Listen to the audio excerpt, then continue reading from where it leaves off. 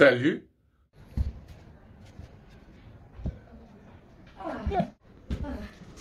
Ah, attention, qu'est-ce qui s'est passé là? Vous avez entendu?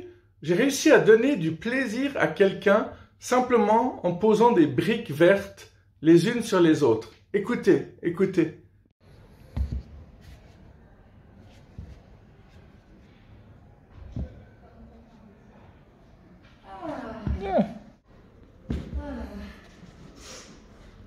Vous avez entendu? C'est génial, c'est vraiment le de libération, de satisfaction. Et puis on entend mon petit onomatopée de satisfaction.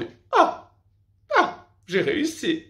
Et puis ça se termine par le reniflement qui est aussi une sorte de libération quelque part. Donc ça fait pop, pop.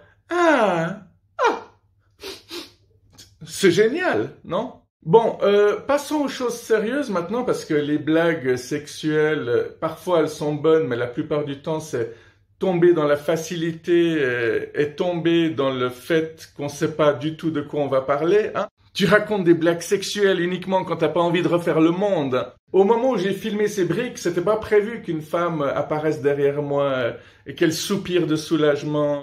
Non, à la base, ce que je voulais vous montrer, c'est que c'est une très bonne façon de montrer que chaque couche de problème...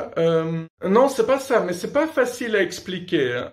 Quand t'as un problème réel de base, mais après il y a tout ce qui se passe dans ta tête qui fait que d'envenimer, qui grossit le problème, qui le rend surexagéré, et au bout d'un moment, t'es tellement dans ta tête que le problème de base, tu l'as oublié.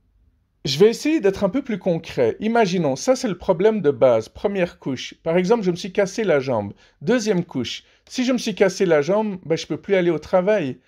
Troisième couche, si je peux plus aller au boulot, je vais peut-être perdre mon boulot. Quatrième couche, si je perds mon boulot, je pourrai plus payer mon loyer, je pourrai plus nourrir mes enfants, et ainsi de suite, quoi. Tu vois le truc?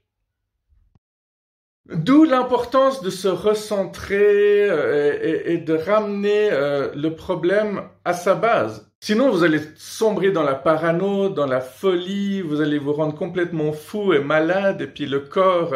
il finit toujours par parler. Oui, Bibo le Habib, c'est aussi une chaîne sur laquelle on se préoccupe énormément de votre santé. Mais vraiment, énormément, hein. Ah, elles sont un peu foutues, ces pantoufles, hein. Ouais, un peu, complètement, hein.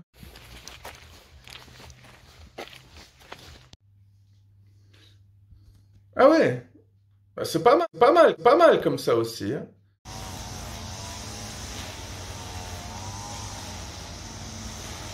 Ça, c'était Massacre à la tronçonneuse, version suisse, sans aucun budget.